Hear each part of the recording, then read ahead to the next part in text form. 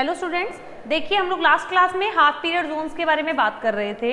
एक बार quick revise कर लेते हैं कि हाफ पीरियड जोन्स में फ्रेस्नेल जो थे उन्होंने कहा था कि किसी भी वेव फ्रंट को, जैसे वो प्लेन वेव फ्रंट था, उसको छोटे छोटे सर्कुलर जोन्स में डिवाइड कर देता है और उन डिविजन्स के हिसाब से वो पी पॉइंट के ऊपर जो है रिजल्टेंट इंटेंसिटी को निकालता है। दूसरी बात उन्होंने ये भी देखी थी कि अलग अलग जोन से पी पॉइंट्स पर जो वेव्स जा रही हैं उनके बीच में जो पाथ डिफरेंस होता है वो λ/2 का होता है, फेज डिफरेंस पाई का होता है और टाइम पीरियड जो होता है वो T/2 होता है। दैट्स व्हाई इनको बोला जाता है हाफ पीरियड जोन्स। अब हम लोगों ने कहा था कि हम लोग इनके जो भी डेरिवेशंस हैं छोटे छोटे, जैसे रेडियस वगैरह निकालना, वो हम लोग करेंगे। तो इसका फर्स्ट पार्ट है, ए पार्ट डाल लेना चाहिए, radius of nth half period zone, ये हम लोग निकालेंगे। Radius of nth half period zone. Half period zone की रेडियस निकालनी है nth हाफ पीरियड की। हमें एक चीज बताई थी लास्ट क्लास में कि पहला सर्किल तो फर्स्ट हाफ पीरियड, फर्स्ट और सेकंड सर्किल के बीच की ring second half period, second और थर्ड के बीच थर्ड हाफ पीरियड, थर्ड और फोर्थ के बीच fourth half period, like this. सही है क्या? वही चीज हम लोगों को आगे करनी है। यहां पे हमें पता है nth हाफ पीरियड की बात कर रहे हैं तो n-1 और n के बीच की बात, तो n-1 और n के बीच की बात, तो nth हाफ पीरियड। 1 और 2 के बीच 2, 2 और 3 के बीच 3, 3 और 4 के बीच 4, n-1 और n के बीच n। इस तरह से समझ गए आप? तो अपन लोग क्या करते हैं, इसको बनाते हैं। ये रिंग है या ये सर्किल है n-1 वाला और ये वाला सर्किल है कौन सा, n वाला। कई बार क्या होता है इंग्लिश की क्लास में हिंदी बोल दूं तो थोड़ा कंफ्यूज मत होना, मैं रिपीट में दोबारा इंग्लिश बोल दूंगी। तो ये चीज हमेशा ध्यान रखना, first circle that means first half period zone, first और सेकंड सर्किल्स के बीच में जो रिंग है वो second half period zone, second और थर्ड के बीच में जो रिंग है वो third half period zone, third और फोर्थ के बीच में फोर्थ हाफ पीरियड जोन और n-1 और n के बीच में nth हाफ पीरियड जोन, यानी बाद वाला है ना। तो यहाँ पे ये है इसका पोल O, इससे हमें P पॉइंट पर इंटेंसिटी की बात करनी थी। ये B पार्ट था, ये वाला n-1 था तो इसके लिए वैल्यू थी B + n-1 λ/2 और ये था nth, इसके लिए थी B + n λ/2। इससे इसको मिला देते हैं और इससे इसको मिला देते हैं। ये वाला पॉइंट है mn-1, ये वाला पॉइंट है mn। कोई परेशानी यहाँ तक? इस n-1 वाले की रेडियस है rn-1 और n वाले की रेडियस है rn और ये वाला जो है ना, ये वाला जहाँ पे मैं चौक से बना रही हूँ, ये जो है ये हमारा nth हाफ पीरियड जोन है, ये पूरा है ना। अब आप तो पेन टेढ़ा करके बनाओगे नहीं, आप डॉट डॉट कर लेना, ठीक है।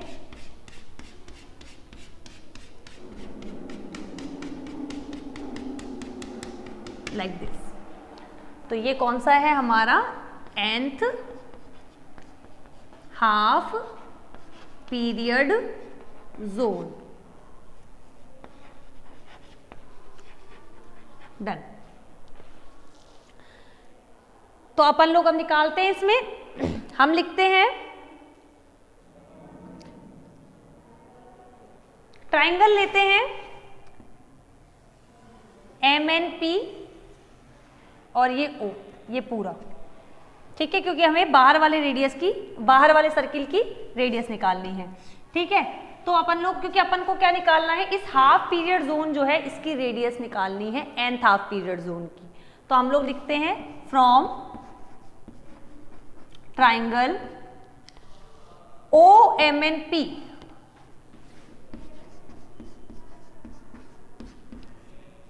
क्या होता है, पाइथागोरस थ्योरम लगा देंगे। हाइपोटेनस का स्क्वायर यानी MNP का स्क्वायर प्लस बेस का स्क्वायर यानी OP का स्क्वायर प्लस परपेंडिकुलर स्क्वायर यानी OMN का स्क्वायर। यहाँ MNP जो है वो दे रखा है B + n λ/2 का स्क्वायर, अरे सॉरी इक्वल आएगा ना यहाँ पे OP है B का स्क्वायर और यहाँ OMN है रेडियस RN का स्क्वायर। इसका स्क्वायर ओपन करें तो B square A plus B के होल स्क्वायर से N square lambda square by 4 plus B N lambda equals to B square plus R N square. यहाँ से बी स्क्वायर से B square हो गया कैंसिल, तो आर एन स्क्वायर की value यहाँ से आ गई एन बी लैम्बडा जो कि ये ही है plus N square lambda square by 4। ठीक है, अब अपन को क्या करना है, देखिए लैम्बडा जो है लाइट के लिए जो वेवलेंथ है वो बहुत ऑलरेडी कमी है, मतलब 10⁻⁻10 मीटर। ठीक है, ये ऑलरेडी खुद ही इतनी छोटी ही सी क्वांटिटी है, अगर मैं इसका स्क्वायर कर दूं ना तो 10⁻⁻20 यानी और भी छोटी, तो उसे हम लोग नेग्लेक्ट कर सकते हैं, कर देते हैं ना अपन लोग नेग्लेक्ट, तो लिखेंगे here N B lambda is very very greater than N square lambda square by 4, so neglecting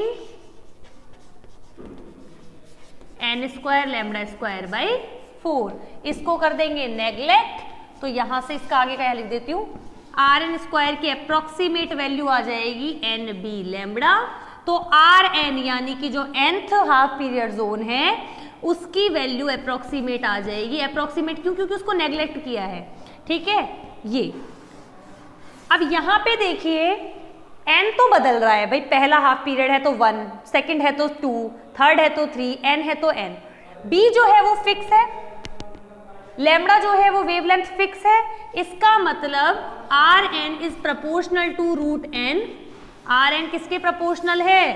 root N के प्रपोर्शनल है, वेयर एन जो है वो है 1, 2, 3 एंड सो ऑन, यानी कि ये कौन से नंबर है?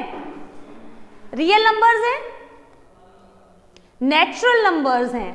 क्या है? नेचुरल नंबर्स हैं। दैट मीन्स इसमें होल नंबर नहीं है, जीरो नहीं आएगा, क्योंकि फर्स्ट हाफ पीरियड जोन से स्टार्ट हो रहा है, फर्स्ट सेकंड थर्ड, जीरो से स्टार्ट नहीं हो रहा, इसीलिए एन की वैल्यूज 1, 2, 3 इस तरह से वेरी करेगी। नोट करो इसको यहां तक।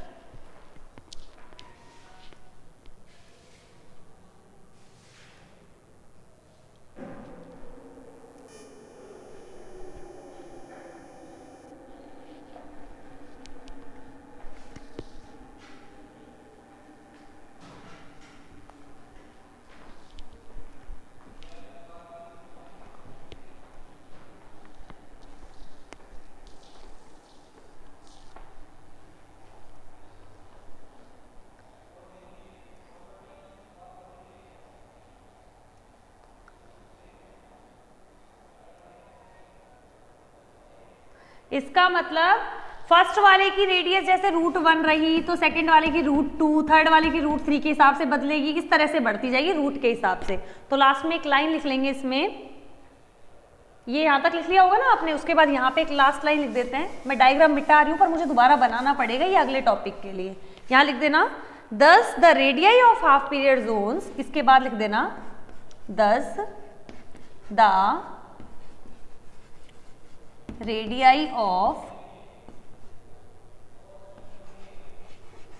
Half period zones are proportional to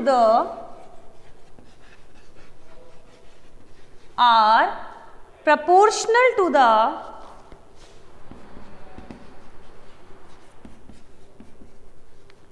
square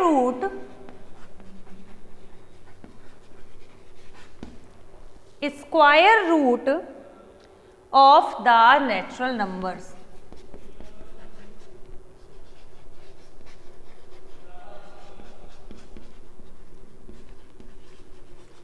square root of the natural numbers, note करो इसको।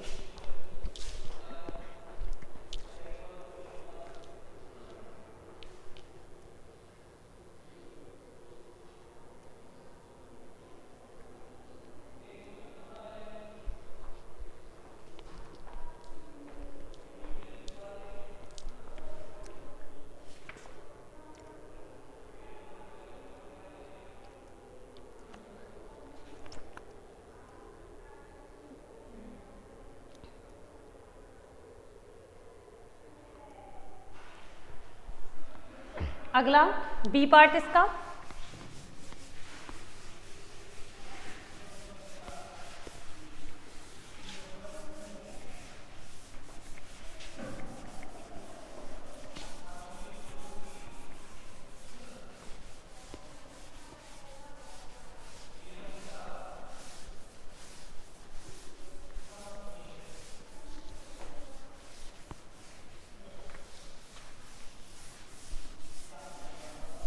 बी पार्ट है average distance of nth half period zone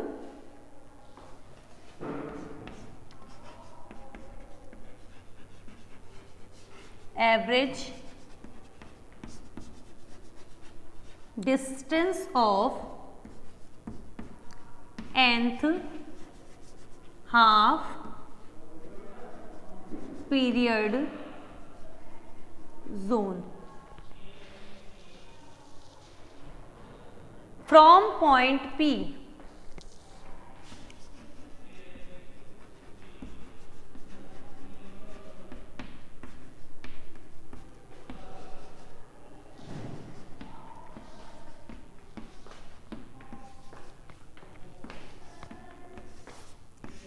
ठीक है। ये मतलब क्या इसका, देखिए डायग्राम वही पहले वाला बनेगा।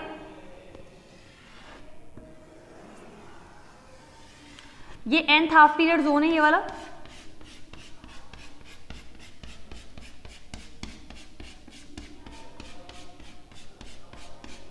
ठीक है। ये इसका पॉइंट O है, ये है P पॉइंट। इससे वही चीज है यहाँ पे, ये mn-1 है, ये b plus n-1 lambda by 2, यहाँ से ये ऐसे इस पॉइंट पर जाएगा b plus n lambda by 2, ये पॉइंट है mn, ठीक है। इसकी रेडियस rn, उसकी रेडियस rn-1 जो भी है। हमें क्या निकालना है, हमें निकालना है इस p पॉइंट से इस हाफ पीरियड जोन की एवरेज डिस्टेंस। तो देखो हमें इस वाले सर्किल की यहां से डिस्टेंस पता है, इस वाले सर्किल की यहां से डिस्टेंस पता है ना। इन दोनों डिस्टेंस का अगर मैं मीन ले लूं, एवरेज ले लूं, तो वो कहीं यहां पे होगा। तो हमें इस हाफ पीरियड जोन की एवरेज वैल्यू मिल जाएगी इस पी पॉइंट तक के लिए, यानी कि इस हाफ पीरियड जोन जो है इसकी जो एवरेज वैल्यू है इन दोनों डिस्टेंसेस का एवरेज लेके निकाल देंगे, वो कहीं यहाँ पे लाई करेगा वो पॉइंट, और उस पॉइंट से पी पॉइंट की जो डिस्टेंस रहेगी वो ही एवरेज डिस्टेंस रहेगी, ठीक है। तो लिखेंगे इसमें the average distance of nth, या फिर इसको अपन लोग टॉपिक में लिख दिया, इसको हम लोग लिखते हैं xn से, nth हाफ पीरियड जोन की p पॉइंट से एवरेज डिस्टेंस, इसको हम लोग डिनोट करेंगे xn से। किसके बराबर होगी, ये वाली डिस्टेंस प्लस ये वाली डिस्टेंस और इनका एवरेज कैसे लेंगे, अपॉन 2। तो xn इक्वल्स टू pmn की वैल्यू, इसकी वैल्यू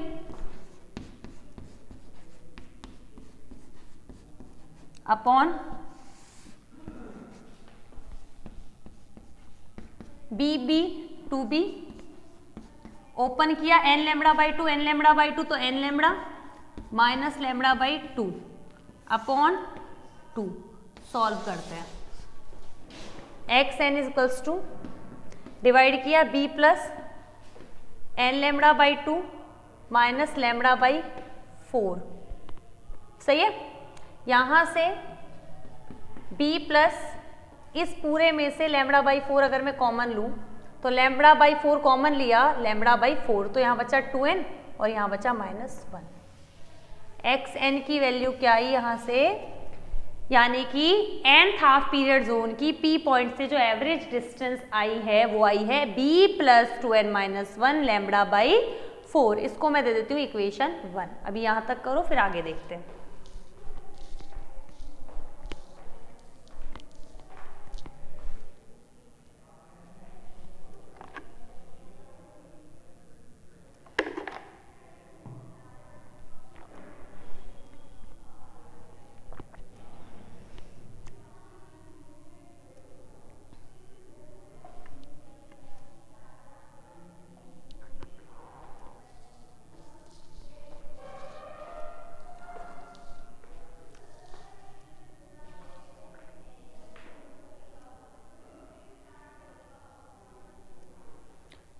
मैं डायग्राम मिटा देती हूँ ना।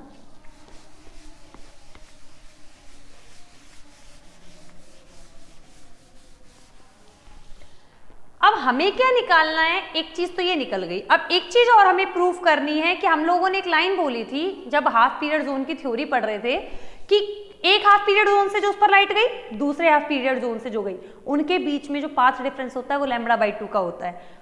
nth जोन से तो चली गई ये वाली, ठीक है, ये डिस्टेंस है। अब n-1 की और निकाल लेते हैं। कैसे? n की जगह सिर्फ n-1 पुट करके, और उनके बीच का डिफरेंस निकाल देंगे। पाथ डिफरेंस पता चलना चाहिए λ/2 आता है कि नहीं आता। सिमिलरली इसके आगे है ना, कौन सा, उस बॉक्स के आगे। सिमिलरली अगर हम xn की जगह xn-1 निकालें तो b प्लस, यहां पे सिर्फ n की जगह n-1 पुट कर दो, तो यहां से xn-1 is equals to b plus 2n-2 minus 1 λ/4, यानी कि xn-1 यानी n-1 हाफ पीरियड जोन जो है उसकी डिस्टेंस हो जाएगी 2n-3 λ/4। इक्वेशन 2 नोट करो यहां तक। फिर इन दोनों के बीच में पाथ डिफरेंस, यानी उसने nth जोन ने इतना पाथ कवर किया, वेव ने nth जोन से, और n-1 ने इतना पाथ कवर किया, ठीक है। इसको मैं यहां से रब कर देती हूँ।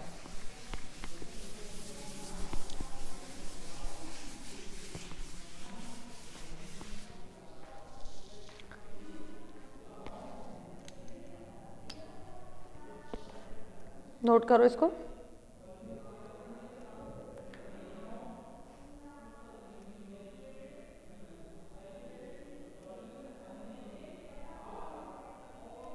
So the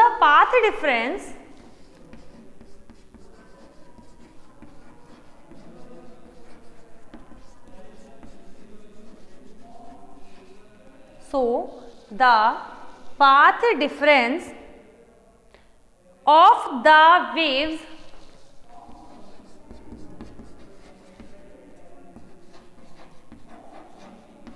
at point P कहां से पहुंच रही है, nth जोन और n-1 जोन से, फ्रॉम nth एंड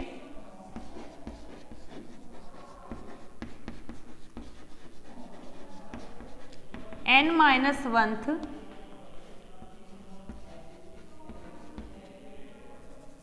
जोन्स। क्या होगा, पाथ डिफरेंस निकालते हैं, डेल्टा xn-1, तो डेल्टा बराबर xn क्या है, b प्लस 2n-1 λ/4 माइनस उसकी जगह पे रखा b प्लस 2n-3 λ/4। करें सॉल्व इसको। ओपन किया b प्लस यहाँ से सॉल्व किया इसको तो λ/2 n λ/2 माइनस λ/4, इसको ओपन किया माइनस b माइनस 2 से कैंसिल किया n λ/2 और माइनस माइनस प्लस 3 λ/4। यहाँ पे b से b कटा, λn/2 से λn/2 कटा, λ/4 और ये 3 λ/4 है ना, इसमें से मतलब 3/4 में से 1/4 कटा तो 1/2 रह गया, तो डेल्टा का मान क्या आ गया, λ/2। और जो कि हमने कहा था वो बात सच थी, हाफ पीरियड जोन से किसी पॉइंट पर दो कंसेक्यूटिव, ये चीज भी बताई थी, दो कंसेक्यूटिव का मतलब एक के बाद एक आने वाले, एक n-1 है और एक n है, दोनों एक के बाद एक आते हैं। इन दोनों कंसेक्यूटिव जोन से p पॉइंट पर जो लाइट पहुंच रही है उनके बीच में पाथ डिफरेंस λ/2 का होता है। ये फ्रेजनेल ने कहा था और हमने यहाँ पे प्रूफ करके इसको दिखा दिया है, नोट कर लो। वो लास्ट वाला है ना, वो सारा कुछ पहले ही हो गया था, उसका कहीं मिक्स मत कर देना, यहाँ पे लास्ट हो गया है।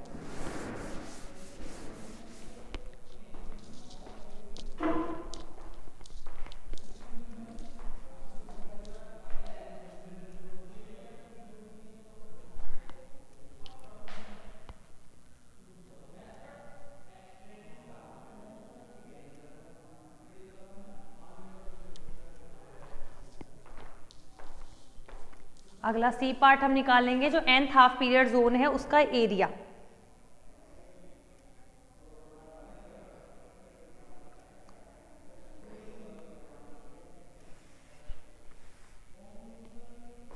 अगला करते हैं सी पार्ट।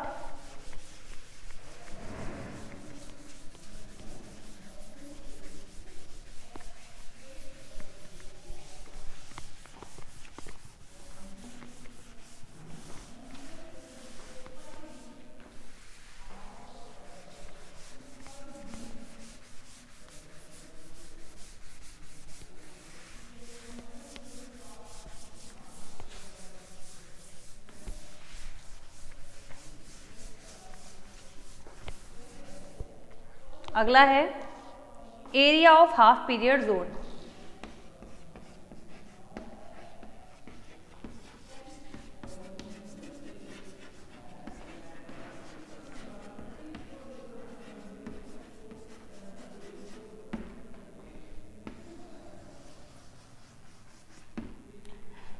देखिए अपन लोगों को एरिया निकालना है। देखो मतलब ये ऐसे था, इस वाले जगह का एरिया निकालना है, तो हम क्या करें, बाहर वाले का एरिया पाई आर एन से स्क्वायर से निकल जाएगा, क्योंकि सर्किल है, सर्किल का एरिया पाई आर स्क्वायर होता है और बाहर वाले की रेडियस आर एन है। अंदर वाले की radius R N minus one है, तो इसका एरिया हो जाएगा pi R N minus one का स्क्वायर।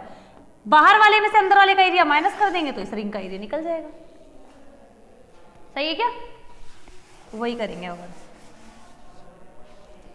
तो लिखेंगे the area of nth half period zone. Diagram नहीं बनाएंगे, बार बार वही बनेगा। The area of nth half period zone. nth half period zone का एरिया ए से दिखा देते हैं कैसे निकलेगा, और nth का निकाल रहे हैं तो an, बाहर वाले का area pi R N square, अंदर वाले का pi R N minus one का स्क्वायर। तो A N is equals to pi common R N square minus R N minus one का square. A N is equals to pi, R N की value होती है root N B lambda, तो यहाँ पे आ जाएगा एन बी लैम्बडा, एन की जगह पे N minus one B lambda, यही आएगा। हमने साइड में लिख लेना, भले ही तुमको याद नहीं हो तो। आर एन की वैल्यू थी under root N B lambda. Solve किया, एन बी लैम्बडा से N B lambda cancel, open कर लेते हैं। एन बी लैम्बडा से N B lambda cancel, B lambda बचा, ए एन की वैल्यू आई पाई बी लैम्बडा। नोट करो इसको।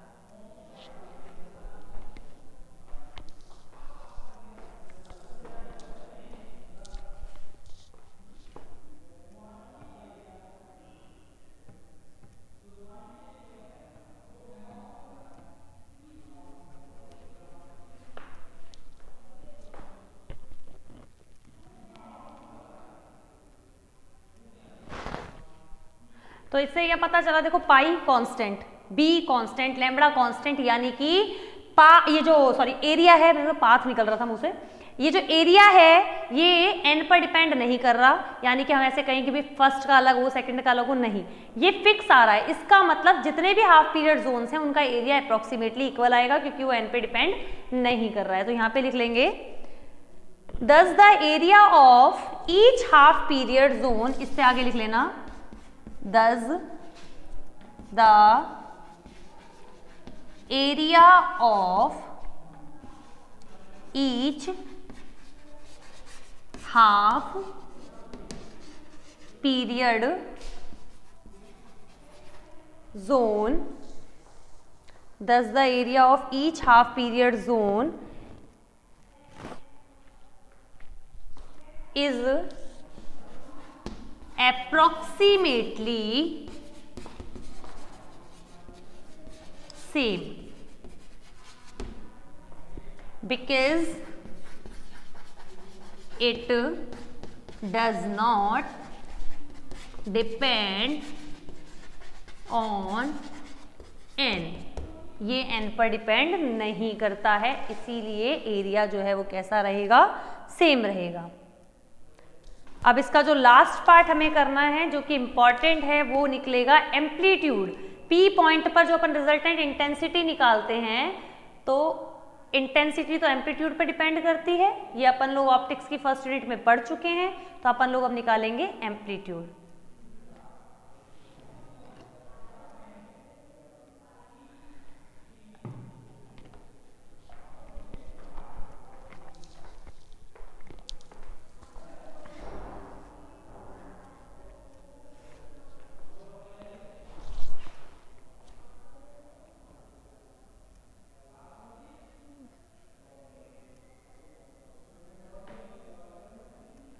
तो अब करते हैं D part.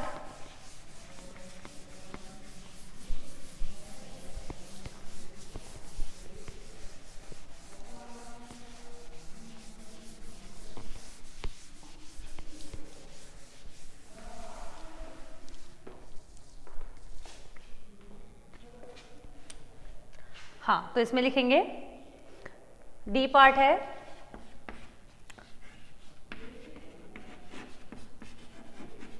Resultant amplitude, resultant amplitude किस पर? At point P, at point P due to half period Jones.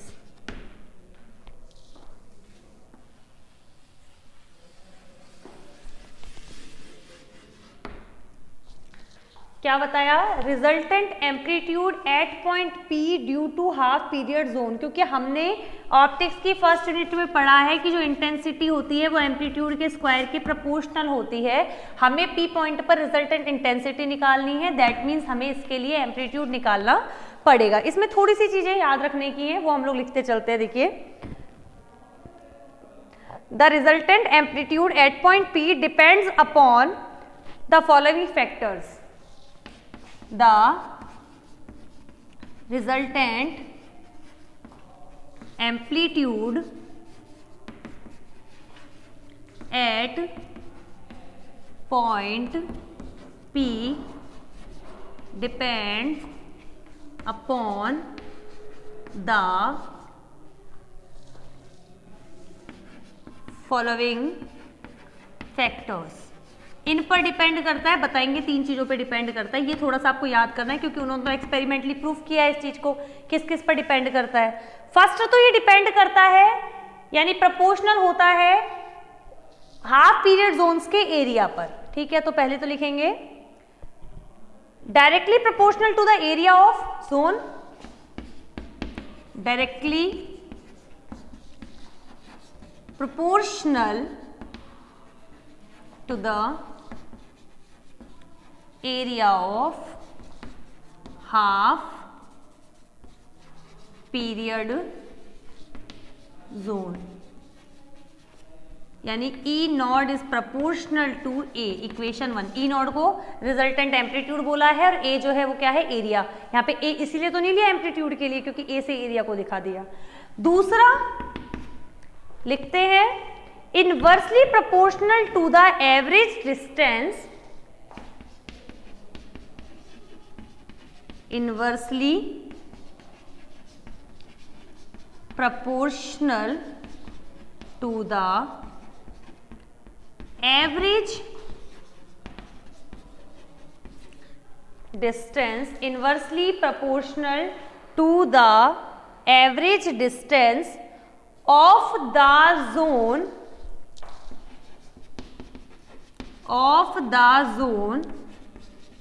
from point P, that is E naught is inversely proportional to X। Equation 2, इसका मतलब जो जोन था उससे average distance, जैसे हमने nth वाले की नहीं निकाली थी, xn is equals to b plus 2n minus 1 lambda by 4, ऐसे ही जो भी हम लोग जोन की बात कर रहे हैं, पहला दूसरा तीसरा nth कोई भी जोन, उसकी एवरेज डिस्टेंस किससे? P पॉइंट से, उसके इनवर्सली प्रोपोर्शनल होता है एम्पलीट्यूड। यानी कि डिस्टेंस जितनी ज्यादा बढ़ती जाएगी एम्पलीट्यूड उतना ही कम होता जाएगा। जैसे लाइट दूर जाती जाएगी ना तो उसकी इंटेंसिटी कम होती जाएगी। ऐसे दो तो ये करो, फिर थर्ड और लिखवाना है।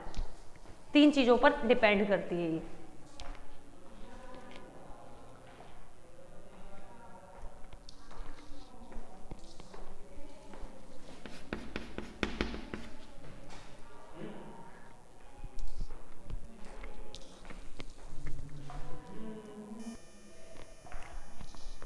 थर्ड डिपेंड करती है, पहले लिखते हैं इसके बारे में। Directly proportional to the, directly proportional to the factor 1 plus cos theta n। अब यहां पे थीटा n क्या होगा उसको समझाना है।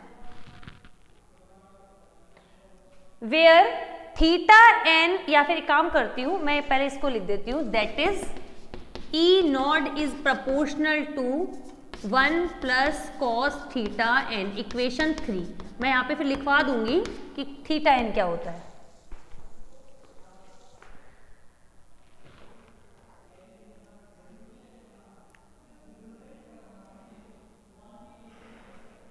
तो ये देखिए, मैं ऊपर से मिटा देती हूं इसको।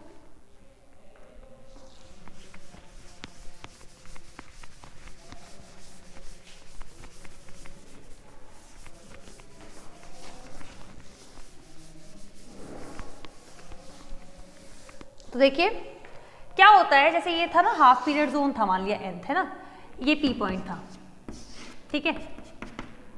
इस जोन के ऊपर ये जो नॉर्मल खींचा गया है ये, यानी कि इस जोन पे जो नॉर्मल बना ये, और इस जोन से P पॉइंट को जो ज्वाइन कर रही है लाइन, वो इनके बीच में जो एंगल होता है वो होता है थीटा एन। एन क्यों? क्योंकि nth जोन की बात हो रही है। अगर n-1वें जोन की बात होती तो थीटा n-1 हो जाता, n-2 की बात होती तो थीटा n-2 हो जाता। जनरली देखा जाए तो जोन जो है उस पर जो ये परपेंडिकुलर या नॉर्मल खींचा गया है वो, और इनको जो ज्वाइन की हुई है लाइन, ये इनके बीच में जो एंगल होता है वो होता है थीटा एन। तो यहाँ पे लिख देते हैं, इसी के जस्ट नीचे लिख देना, थर्ड इक्वेशन के नीचे, where theta N is the angle between, where theta N is the angle between the normal to the zone, between the normal to the zone, और कौन सा P पॉइंट को जो लाइन मिला रही थी वो, and the line joining the zone to P, and the line joining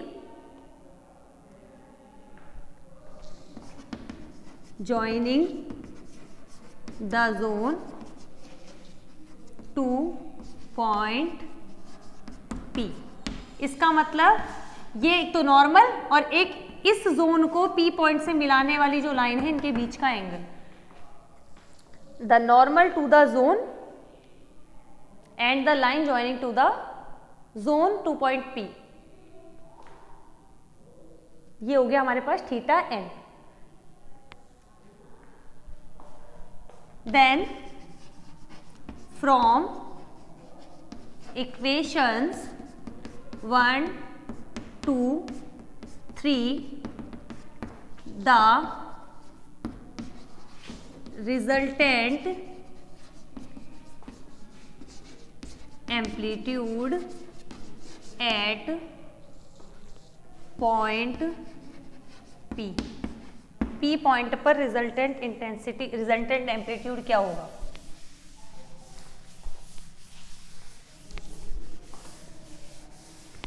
क्या होगा? देखिए रिजल्टेंट एम्पलीट्यूड को दिखा रहा है E0 से, E नॉट इसको हम बोलते हैं, पर यहाँ पे n लगा देते हैं। क्यों?